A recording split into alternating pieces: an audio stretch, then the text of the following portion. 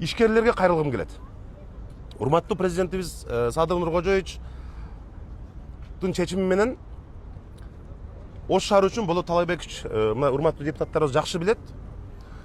Салыктын эки түрүн Ош шаарына калтырып берди. Бул бирдиктүү салык, анан сатуудан түшкөн салык.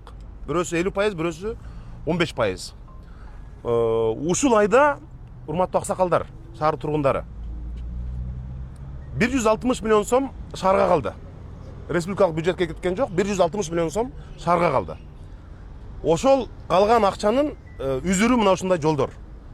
Ошон үчүн ишкерлерге эмне үчүн кайрылам деп атам. Жанагы QR коддорду жашырбастан, ИПга каттап, жана жеке өзүнө каттап албастан, салыкты төлөгөндөн качпай, бекинбей, салыкты төлөгөн мындай сыймыктанып, мен салык төлөйүн, Ош шаарына ушул менин салымым болсун деп урматтуу ишкерлер, салыктан качпай салыкты төлөсөңүздөр, бул шаарга мына ушундай жаркыраган жолдор, мындай мектептер, чоң долбоорлор.